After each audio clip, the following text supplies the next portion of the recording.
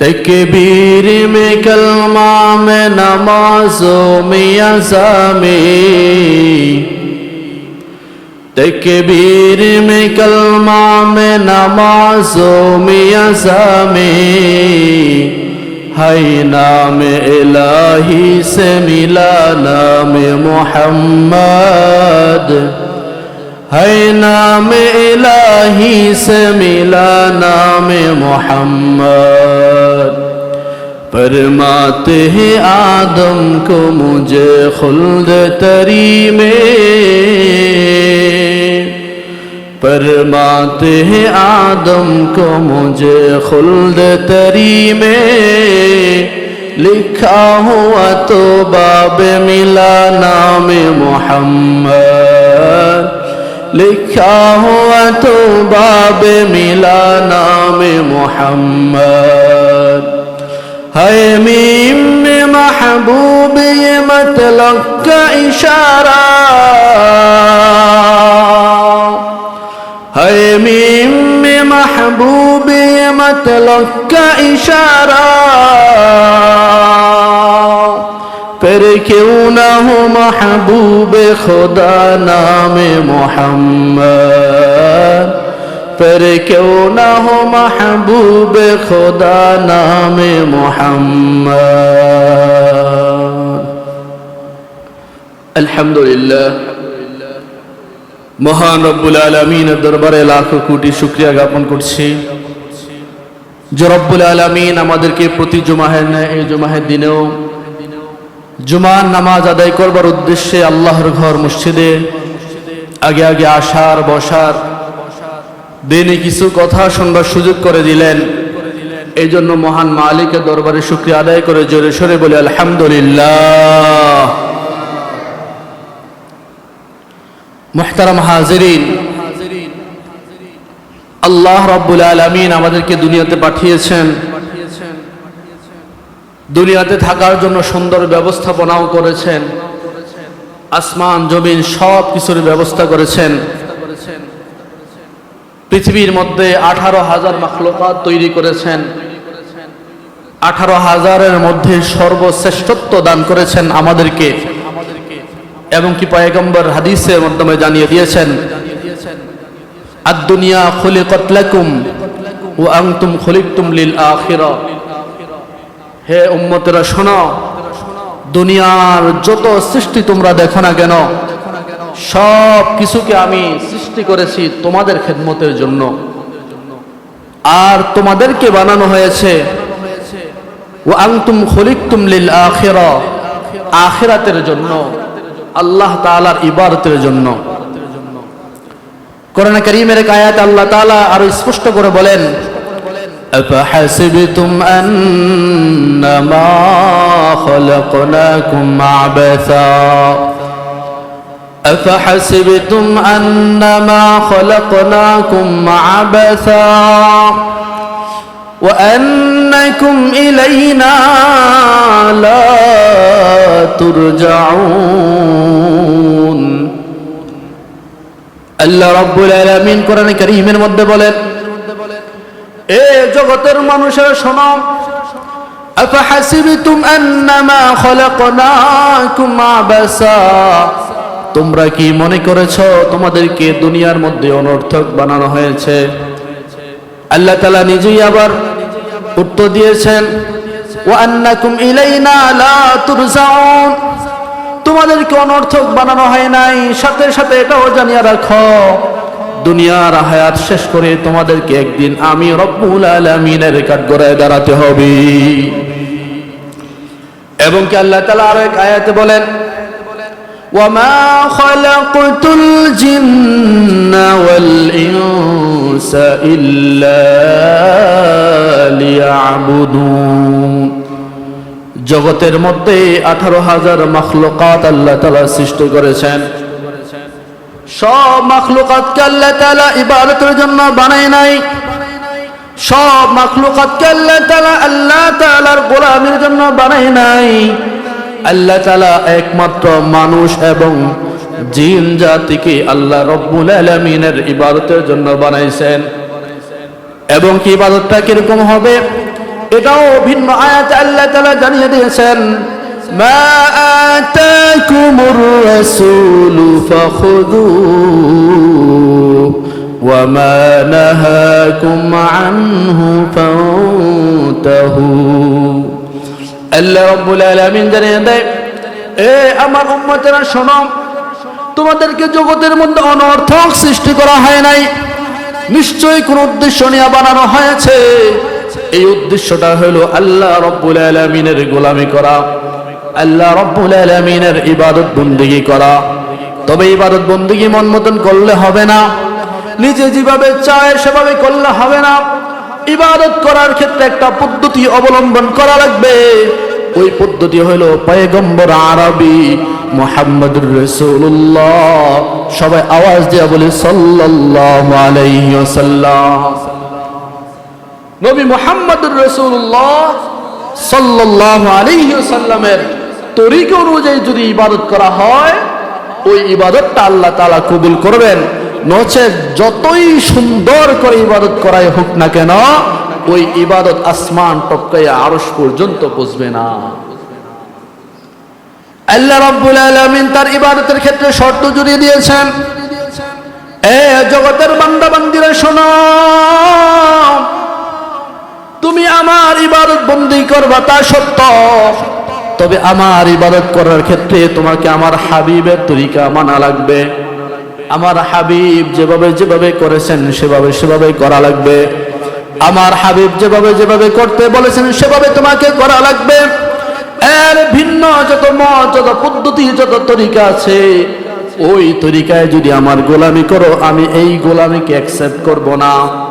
অর্থাৎ তুমি আমার ইবাদত বন্দেগী করতে গেলে আমার হাবিবের তরিকা অনুযায়ী করা লাগবে।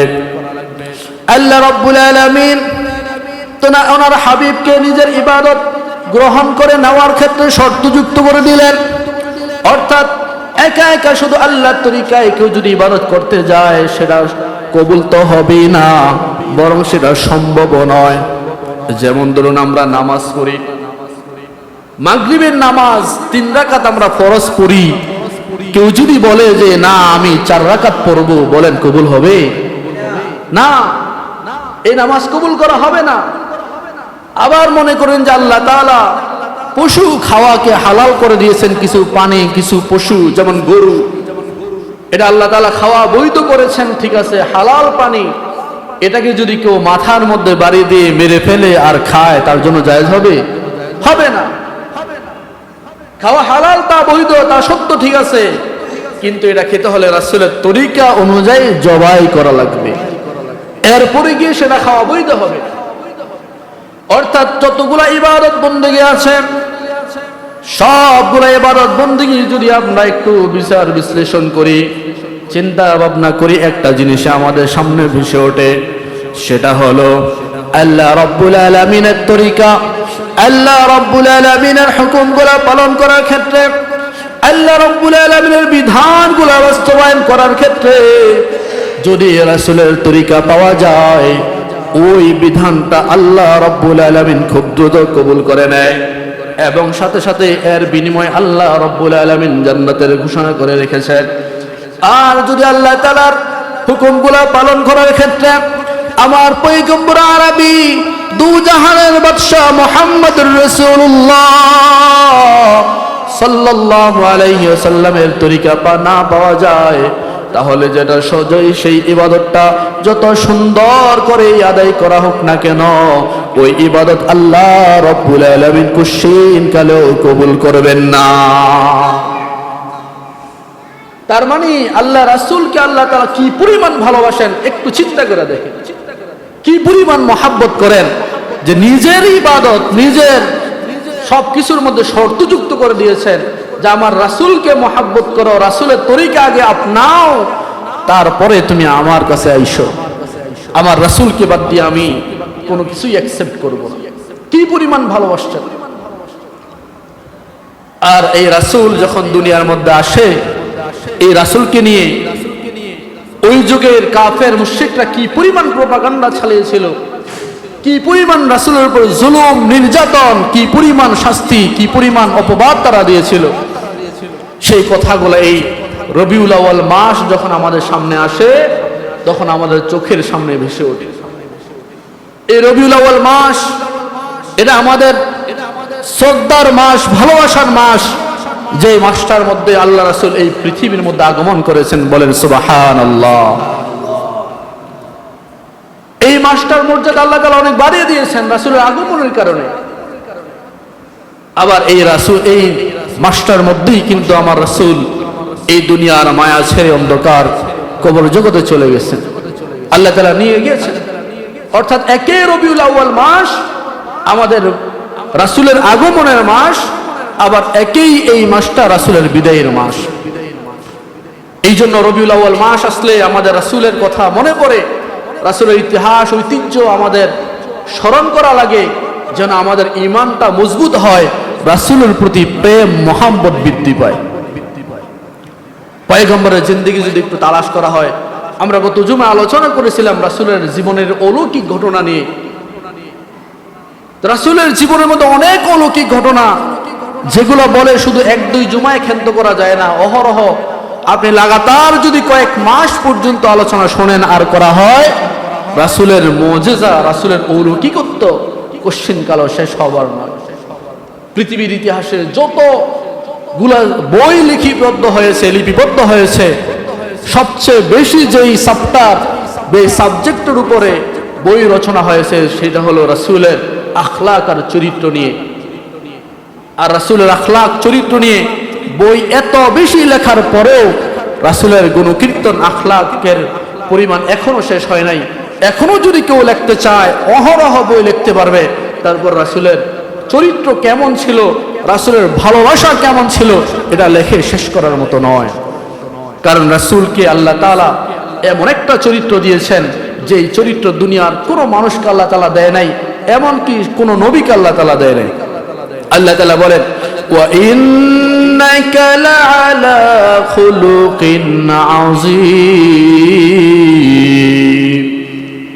আল্লাহ রাব্বুল আলামিন তার হাবিবের ক্ষেত্রে নিজেই সার্টিফিকেট দিতেছেন, নিজেই তার হাবিবের চরিত্রের গুণকীর্তন করতেছেন, নিজেই বলতেছেন, এ আমার হাবিব, দুনিয়ার কোন মানুষের সাথে আপনার চরিত্রকে আপনি মিলাইয়েন না। দুনিয়ার কোন মানুষের মতন আপনাকে আমি সাধারণ চরিত্র দেই নাই। ওয়া ইন্নাকা লাআলা খুলুকিন আযীম, আপনাকে আমি একমাত্র খুলুকে আযীম যেটা সেই চরিত্র আপনাকে দিয়েছে।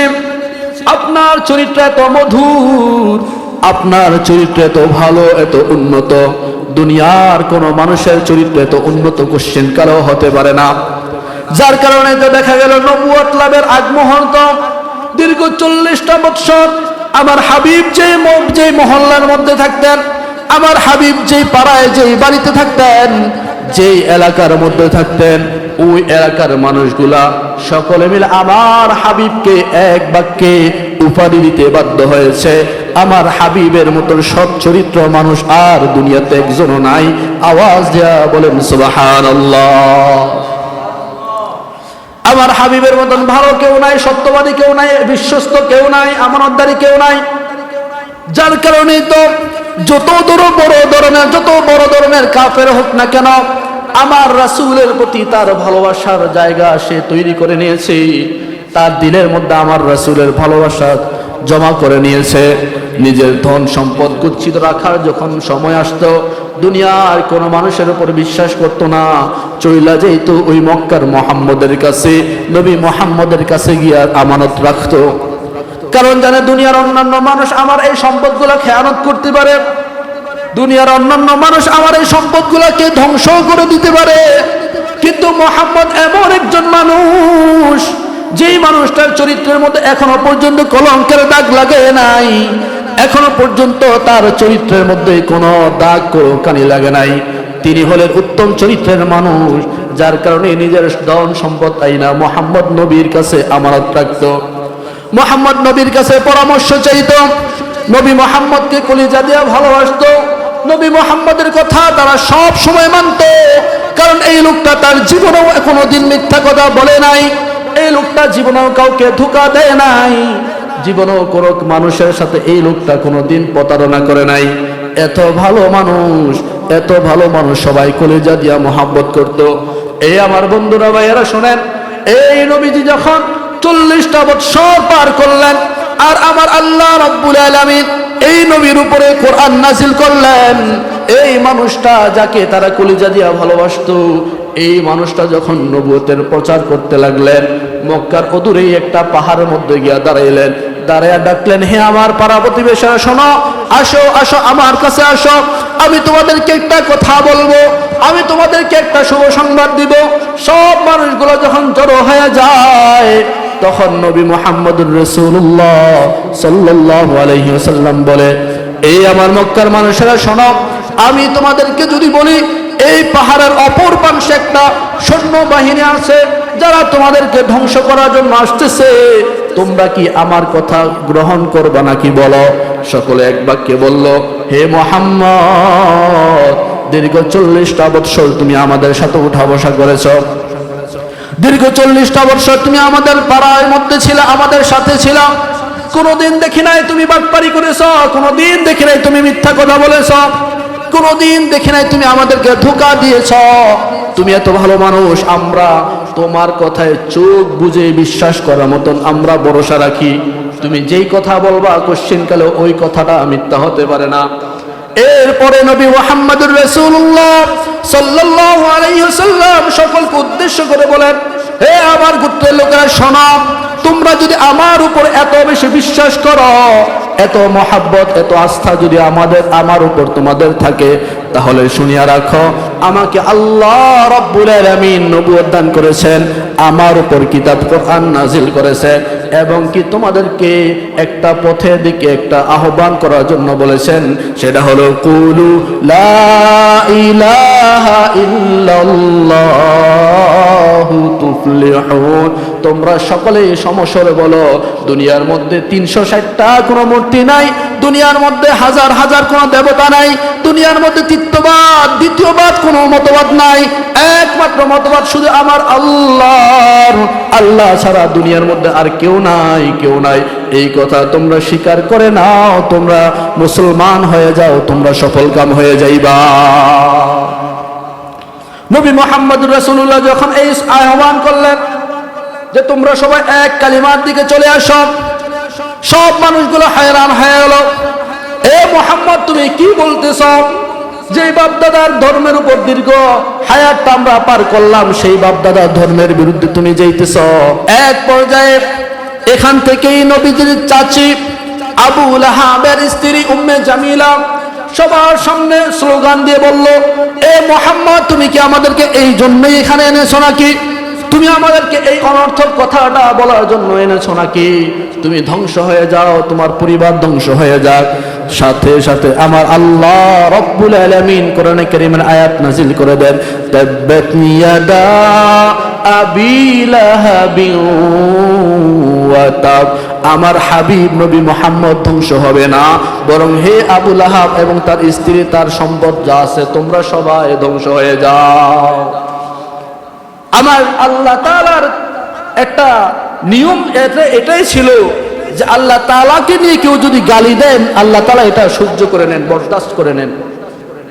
কত কাফের দুনিয়ার মধ্যে আছে, কত হিন্দু আছে আল্লাহ তাআলার বিরুদ্ধে শিরক করে, আল্লাহ তাআলাকে গালি দেয়, আল্লাহ তাআলা তাদেরকে না খাওয়াইয়া রাখে না, খাওয়ায়, তাদেরকে মাইরা ফেলে না, এখনো জীবিত রাখছে।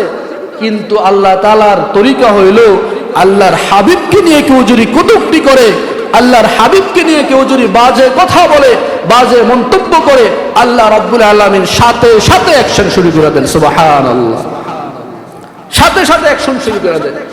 কারণ রাসূলকে আল্লাহ তাআলা এত পরিমাণ ভালোবাসতেন, কি পরিমাণ মহব্বত করতেন, রাসূলের অপমান আল্লাহ তাআলা সহ্য করতেন না, সহ্য করে নিতেন না। একে একে যখন মক্কার কাফেররা সকলে জানতে পারল মুহাম্মদ সাল্লাল্লাহু আলাইহি ওয়াসাল্লাম আল্লাহর দিকে মানুষদেরকে ডাকে, আল্লাহর একত্ববাদের কথা বলে, 360 মূর্তির বিরুদ্ধে গিয়ে কথা বলে, জগতের সব মানুষগুলো রাসূলের শত্রু হয়ে গেল।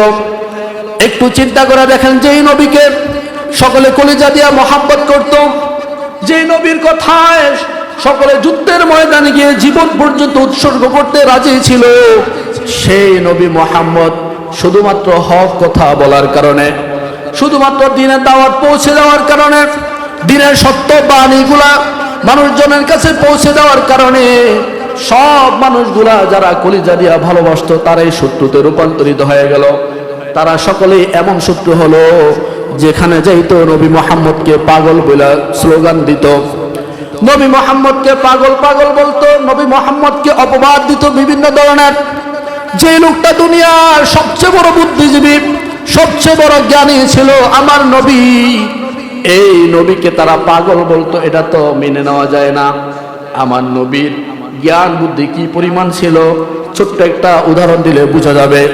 পয়গম্বরের যখন নবুয়ত এখনো পায় নাই, মক্কার কাবা শরীফ যখন নির্মাণের কাজ চলছিল, মক্কার কাবা শরীফ নির্মাণের একটা পর্যায়ে সেই কাবা ঘরে একটা পাথর ছিল হজরে আসওয়াদ, দেখছেননি? কালো একটা পাথর ছিল, হজরে আসওয়াদ পাথর। এই পাথরটা কাবা ঘরের মধ্যে একটু উঁচু স্থানের মধ্যে থাকে। ওই উঁচু স্থানের মধ্যে কে লাগাইবে, এটাকে লাগানোটাকে সৌভাগ্যের মনে করত, এবং কি ওই যুগে এটা নিয়ে যুদ্ধ পর্যন্ত হয়েছে। এক গোত্রের লোকেরা বলে আমি লাগাবো, আর এক গোত্রের লোক বলে না আমরা লাগাবো। এটা নিয়ে তাদের মধ্যে দ্বন্দ্ব তৈরি হয়ে গেছে। এক পর্যায়ে তারা সবাই সিদ্ধান্ত করলো, এই মক্কার মানুষেরা শোনো, আমরা এই মক্কার মধ্যে তোমার কথাও মানবো না, আমার কথাও তোমার মানা লাগবে না। আমরা এমন একজন মানুষের কথা মানবো, আগামীকাল সকালবেলা সবার আগে এই কাবা প্রান্তরে যে লোকটা আসবে, ওই লোকের কথা, ওই লোক যে সিদ্ধান্ত দিব আমরা সেই সিদ্ধান্ত মেনে নেব।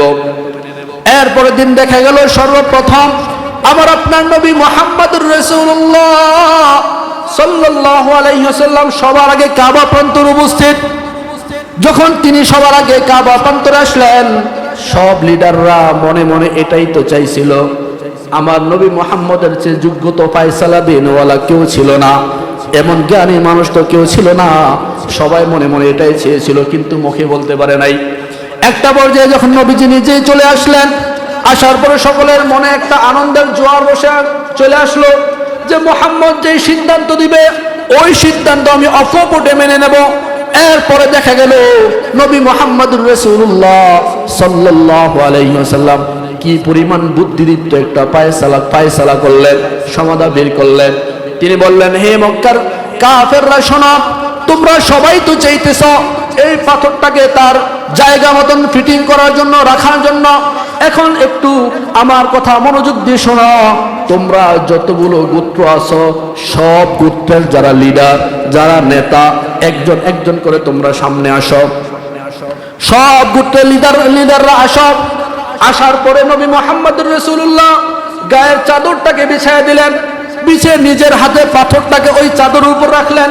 রাইখা বললেন, প্রত্যেক গোত্রের যত নেতা আছো সব নেতারা ওই চাদরের কর্নার গুলাতে, কানে গুলাতে ধরো। সুবহানাল্লাহ, কি পরিমাণ সুন্দর ফায়সালা দিলেন। সব গোত্রের মানুষরা দেখলো আমার নেতা তো ওখানে আছে, তাহলে আর সমাজ আর কোনো বিরুদ্ধ হইল না, আমরা সৌভাগ্যবান হয়ে গেলাম। নবী মুহাম্মদ সব নেতাদেরকে একত্রিত কইরা ওই পাথর যে রুমালের মধ্যে রাখা হইল, রুমালটাকে ধইরা বললেন যে তোমরা আলগি দাও, সবাই একসাথে নিয়ে যাও। একসাথে হজরতে আসওয়াদকে কাবা প্রান্তরে নেওয়া হলো। নিয়ে কাবা শরীফের মধ্যে কাছে যখন নেওয়া হলো, নবী মুহাম্মদ নিজেই সেই পাথরটাকে কাবা ঘরে লাগিয়ে দিলেন।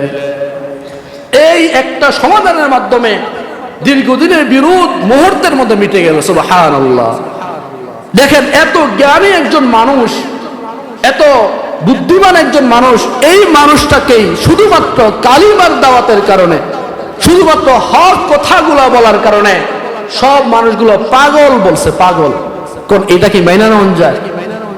আবার আপনার মতো সাধারণ মস্তিষ্কের মানুষকে যদি কেউ পাগল বলে, এটা না মাইনা নেওয়া যায়। কিন্তু যেই লোকটা, যার বিচার ফায়সালাতে দীর্ঘদিনের বিরোধ মিটে যায়। আবার রাসূল যখন মদিনাতে গিয়েছিলেন, দীর্ঘ 120 বৎসরের ঝগড়া তাদের মধ্যে ছিল, আউস এবং খাজরাজ গোত্রের মধ্যে।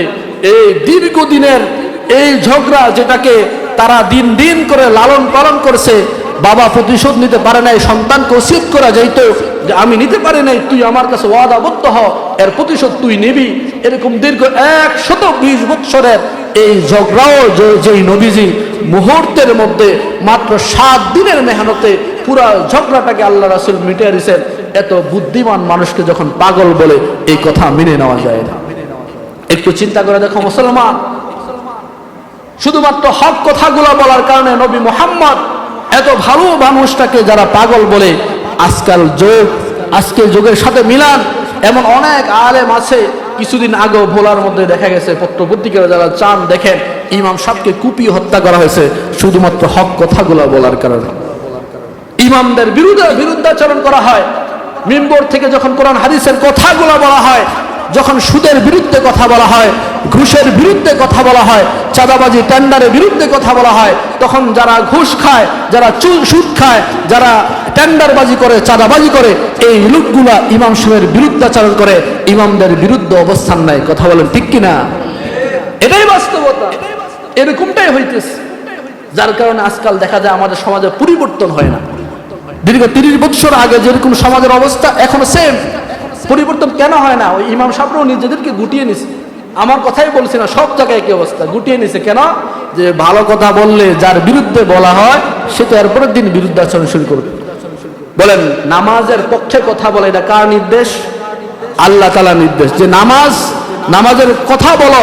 এখন নামাজের ওয়াজ যদি ইমাম সাহেব করে, যে লোকটা নামাজ পড়ে না স্বাভাবিকের বিরুদ্ধে যাবে।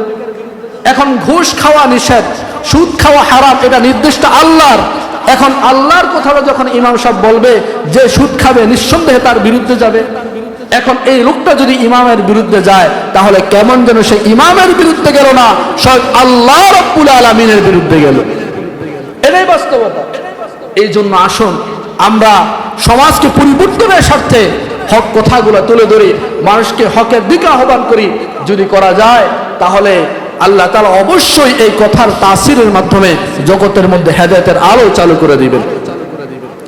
আমার যে কথা বলার উদ্দেশ্য ছিল যে নবী মুহাম্মদুর রাসূলুল্লাহ অনেক ভালো মানুষ ছিলেন, এই মানুষটারও বিরুদ্ধাচরণ করা হয়েছে। কি পরিমাণ বিরুদ্ধাচরণ করা হয়েছে দেখেন।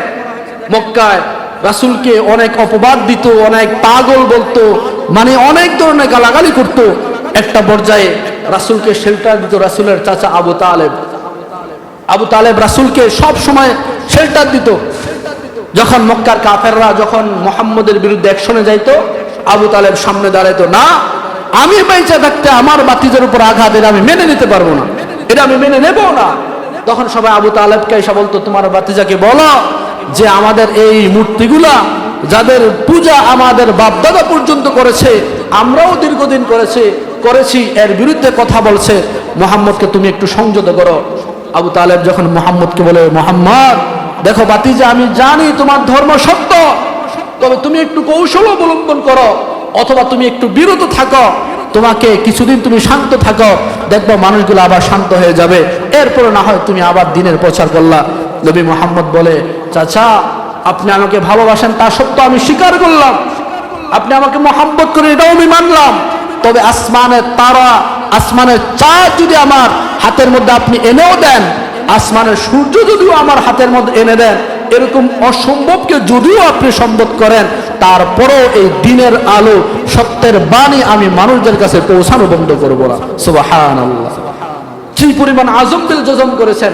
যার কারণেই তো দেখেন গোটা মক্কা জগৎ, মক্কার লোক সব মুশরিক ছিল, সব কাফের ছিল, শুধুমাত্র এক নবী মুহাম্মদের হিম্মতের কারণে, মুহাব্বতের কারণে, আজমতের কারণে, এই নবীর একত্ববাদ এবং কি দৃঢ়তার কারণে গোটা পৃথিবীর মধ্যে ইসলামের আলোকে আল্লাহ তাআলা ছড়িয়ে দিয়েছে। সারা পৃথিবীর মধ্যে একজনের মেহনতের কারণে এই নবী মুহাম্মদকে কালিমার দাওয়াতের কারণে পুরা গোটা সব মক্কার কাফেররা মারতে শুরু করলো, আঘাত করতে শুরু করলো। আঘাতের ফাঁকে ফাঁকে একটা পর্যায়ে যখন আবু তালেব মারা যায়, নবীজি গিয়া বলে, চাচা আপনি দীর্ঘদিন আমাকে শেল্টার দিয়েছেন, আমার বিপদ আপদে আপনি দাঁড়িয়েছিলেন, আপনি একটু কালিমাটা পড়েন, আপনি মুসলমান হন, কাল কিয়ামতের ময়দানে আল্লাহ তাআলার সামনে আমি আপনার ব্যাপারে সুপারিশ করব। আবু তালেব বলে, এ আমার ভাতিজা শোনো, এ মুহাম্মদ আমি জানি তোমার ধর্ম সত্য, তোমার ধর্ম যদি কেউ পালন করে ওই লোকটা সোজা জান্নাতে চলে যাবে, যে লোকটা তোমার ধর্মের বিপরীত যাবে সে জাহান্নামে যাবে, এটা আমি জানি। তারপরও আমি আবু তালেব দীর্ঘদিন মক্কার লিডারদের মধ্য থেকে ছিলাম, আমি যদি এখন কালিমা পড়ে মুসলমান হয়ে যাই, তাহলে মক্কার কাফেররা আমাকে বলবে দেখো বাপদাদার ধর্মের উপরে সারাটা জনম পার করেছিল, এখন আইসা বাপদাদার ধর্মের উপরে চুনকালি মেখেছে। আবু তালেব তো সে মুরতাদ হয়ে গেছে। এই আত্মসম্মানের বোধে সে জানতো, তারপরও মানে নাই, জানার পরও মানে নাই। নবী মুহাম্মদ অনেক চেষ্টা করেছে, আমার চাচা আপনি শুধু একবার কালিমাটা পড়েন, আপনাকে জান্নাতে নেওয়ার ফয়সালা আমার। আমি কিভাবে আপনাকে জান্নাতে নেই এটা আপনি শুধু দেখবেন, আপনি শুধু একবার কালিমাটা পড়েন। আবু তালেব পড়ে নাই, জানতো তারপরও মানে নাই। এমন অনেক মানুষ আছে জানে ইসলামের বিধানগুলো, নামাজ পড়তে হবে তারপরও মানে না। এমন অনেক মানুষ আছে সুদ থেকে বাঁচা লাগবে জানে তারপরও মানে না। এমন অনেক মানুষ আছে আল্লাহ তাআলার বিধানগুলো মানা লাগবে জানে না, জানে সে যদি না মানে জাহান্নামে যাবে তারপরও মানে না। একটু চিন্তা করে দেখো মুসলমান, তুমি জানলা কিন্তু মানলা না, তাহলে এই জানায় তোমার বিন্দুমাত্র ফায়দা হবে না। দুনিয়ার দিকে দেখেন না কেন, যারা আলু লাগায় তারা জানে আলু রোপণ করলে আলু বেশি হবে। এখন কেউ যদি যায় না আলু রোপণ না করে, সে কি মন কেমন আলু পাইব? কি বলেন আপনারা? একটা লোক জানে আলু লাগাইলে আলু হবে, এখন সে আলু লাগাইলো না, সে কি ওইখান থেকে দ্বিগুণ আলু পাবে? কোশ্চেন কালো পাবে না। কিন্তু জানার পরে যখন সে আলু লাগাবে, মানবে এটাকে, তখন দেখবেন যে এর থেকে ফসল আসবে, অনেক মন কেমন আলু পাবে। এটাই তো বাস্তবতা, তাই না? ইসলামের বিধানগুলো আছে, মানুষ যখন জানো তখন সাথে সাথে জানাটাকে কাজে লাগাও। আল্লাহর বিধানগুলো যদি মানতে পারো, আল্লাহ রাব্বুল আলামিন সফলতা দান করবেন। আল্লাহ তাআলা সফলতা দান করবেন, তোমাকে জান্নাতের মেহমান বানিয়ে নেবেন। আবু তালেব জানতো তারপরও মানে নাই। রাসূল আল্লাহর কাছে দোয়া করো, দয়ার মালিক আপনি একটু আমার চাচার প্রতি রহম করেন। আল্লাহ রাব্বুল আলামিন সাথে সাথে জানিয়ে দেয়, হে মুহাম্মদ আপনি জানিয়ে রাখেন, হেদায়েত দেওয়া আপনার কাজ না, আপনি শুধু ওয়াজ করেন, মানুষকে পৌঁছিয়ে দেন, সত্যের বাণীগুলো মানুষের ধার প্রান্তে পৌঁছিয়ে দেন, আপনি হেদায়েত দিতে পারেন না। ফাযাক্কির ইন্নামা আনতা মুযাক্কির, হে মুহাম্মদ আপনি শুধু সত্যের কথাগুলো জানিয়ে দেন। লাস্তা আলাইহিম বিমুসাইতির, আপনি কোনো দারোগা না যে ফিটটা মানুষকে হেদায়েত দিবেন। অর্থাৎ আপনি হেদায়েত দিতে পারবেন না, হেদায়েত দেওয়ার মালিক একমাত্র আল্লাহ। তার মানে আবু তালেব কালিমা পড়ে নাই, আবু তালেব এভাবেই মৃত্যুবরণ করছে। এর কিছুদিন যাওয়ার পরে রাসূলের বিবি খাদিজা রাদিয়াল্লাহু আনহা জগৎ থেকে, দুনিয়া থেকে চলে যায়। এর কিছুদিন যাওয়ার পরে রাসূলের একে একে সন্তানগুলো বিদায় নেয়। তো মক্কার মধ্যে কাফেররা শাস্তি দেওয়ার বিষয়টা আরো গুরুতর করলো। মক্কার কাফেররা ভাবলো, আগে শাস্তি যখন দিতে যাইতাম আবু তালেব বাধা হয়ে দাঁড়াইতো, আমরা পারতাম না। এখন আবু তালেব নাই, রাসূলের স্ত্রী নাই, সন্তানগুলা কেউ নাই, যায় সকলে মিলা রাসূলকে আমরা হত্যা করি, রাসূলকে মারার প্ল্যান করে, কত কিছু করে। একটা পর্যায়ে নবী মুহাম্মদ যখন মক্কা থেকে একেবারে নিজের হাল ছেড়ে দিলেন, তখন ভাবলেন একটু তায়েফে যাই, সেখানে গিয়ে হয়তোবা মানুষগুলো ইসলামের কথাগুলা মানবে, মানুষগুলা দিনের পথে হয়তোবা আসতেও পারে। চলে গেলেন তায়েফে, সেখানেও একই অবস্থা হইল। তায়েফের সন্তানরা পাথর মারা নিক্ষেপ করা শুরু করে দিল। একটা পর্যায়ে রাসূলের গা থেকে যখন রক্ত ঝরছিল, একটা পর্যায়ে ওখান থেকে যখন মক্কার মধ্যে আবার চলে আসলেন, আসার পরে নবী মুহাম্মদ একদিন কাবা চত্বরে বসে আছেন, সাহাবীদেরকে নিয়ে বসা, মনটা বড় ব্যথায় ব্যথিত। আরে আমি তো দুনিয়ার মধ্যে আমার কোনো ক্ষমতা চাই না, আমি তো আমার সম্পত্তি বাড়াইবার জন্য কথা বলি না, আমি তো মানুষগুলা দেখতেছি যারা জাহান্নামের দিকে যাইতেছে, এই মানুষগুলাকে জাহান্নাম থেকে ফিরাইয়া আল্লাহর দিকে ডাকতেছি, জান্নাতি বানাইতেছি। আর এই মানুষগুলো আমাকে পাথর মাইরা আমাকে রক্তাক্ত করে, এই মানুষগুলো আমাকে পাগল বলি, এই মানুষগুলো আমার প্রতি তোহমত দেয়, এটা তো মাইনা নেওয়া যায় না, মনটা একেবারে খারাপ। এর ফাঁকে দিয়ে আবার রাসূলের ওই যে চাচি উম্মে জামিলা বলা বলি শুরু করলো যে মুহাম্মদের তো সন্তান নাই, মুহাম্মদের পুত্র সন্তান সবগুলোই তো মারা গেল, তার মানে পরবর্তী যুগে মুহাম্মদের নাম নেওয়ার মতন কেউ নাই। এত একেবারে আটখোড়া হয়ে গেল, এত লেসকাদা হয়ে গেল, এর বংশের কেউ নাই, এর বংশ তো চালাইবার কেউ নাই। রাসূলের মনটা একেবারে বেজার, মনটা কেমন যেন কান্না কান্না অবস্থা হয়ে গেল। হঠাৎ করে রাসূল সেখানে চোখটা বন্ধ করে ফেললেন, হঠাৎ করে এখানে ঘুমিয়ে গেলেন। কিছুক্ষণ পর যখন ঘুম ভাঙলো, ঘুম ভাঙার পরে নবী মুহাম্মদ ঘুম থেকে উঠা কেমন যেন মুস্কি হাসা শুরু করে দিলেন। সাহাবীরা জিজ্ঞেস করে, পয়গম্বর আপনি কেন হাসতেছেন? বলে, আমার মনটা ব্যথিত ছিল। আমার আল্লাহ আমাকে কি পরিমাণ পরীক্ষার মধ্যে ফেলছে। আমার চাচা চলে গেল, বিবি চলে গেল, সন্তানগুলো চলে গেল। আমাকে মক্কার কাফেররা অপবাদ দিতে লাগলো আমি নাকি আটখুরা, আমার নাকি সন্তান নাই, আমার পরবর্তী প্রজন্ম মুসলমান থাকবে না। আমার মনটা ব্যথিত। তখন আল্লাহ রাব্বুল আলামিন আমাকে একটা সূরা নাজিল করেছেন। এই সূরাটা আমরা সবাই জানি, সূরাতুল কাউসার, সবাই পড়ি। ইন্না আ'তাইনাকাল কাউসার ফাসাল্লি লিরাব্বিকা ওয়ানহার ইন্না শানিআকা হুয়াল আবতার। আল্লাহ রাব্বুল আলামিন নবী মুহাম্মদকে শুভ সংবাদ শোনাইতেছে, এ আমার হাবিব শুনেন, আপনাকে আমি ইন্না আ'তাইনাকাল কাউসার, আপনাকে আমি কাউসার দান করলাম। এই কাউসারটা এমন, আপনি আপনার যেই উম্মতকে পান করাইবেন সে সোজা জান্নাতে চলে যাবে। সুবহানাল্লাহ। শুধু তাই নয়, জান্নাতে যাওয়ার আগ পর্যন্ত তার আর কোনোদিন পিপাসা লাগবে না।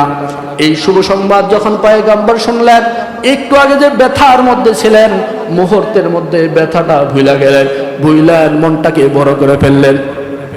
আমার বুঝানোর উদ্দেশ্য ছিল, দেখেন রাসূলকে কি পরিমাণ কষ্ট দিছে কাফেররা।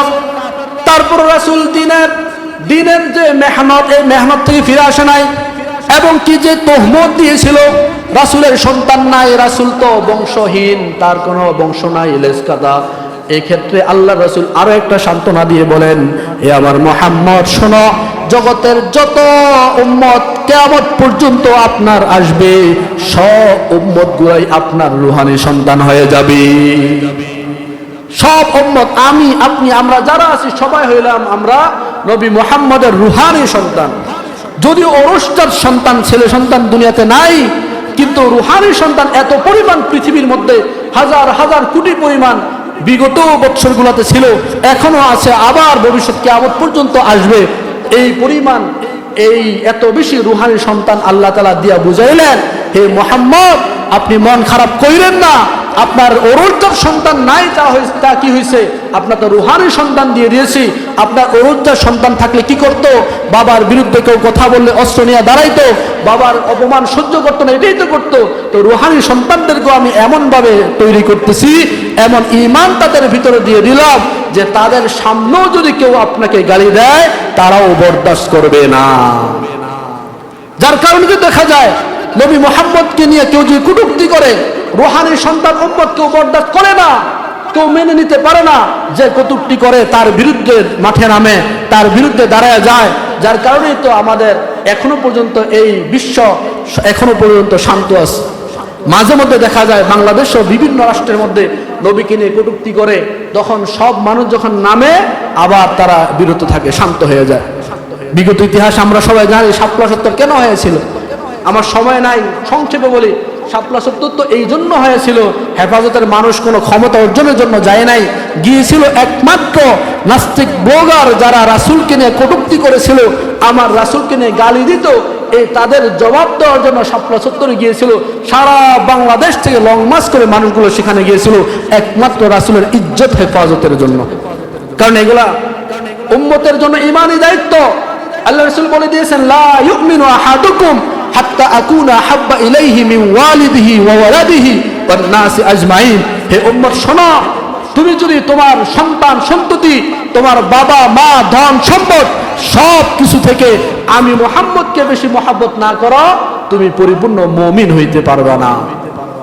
এটা হলো ঈমান। রাসূলের বিরুদ্ধে কেউ কথা বলে তার বিরুদ্ধে অবস্থান নেওয়া, এটা ঈমান। এই জন্য আসুন আমরা এই রবিউল আউয়াল মাসটাকে উপলক্ষ করে রাসূলের আদর্শকে আপনাই, রাসূলের আদর্শ অনুযায়ী নিজের জীবন যাপন করি এবং রাসূলের মহব্বত দিলের মধ্যে পয়দা করি। আল্লাহ তাআলা আমাদের সবাইকে এই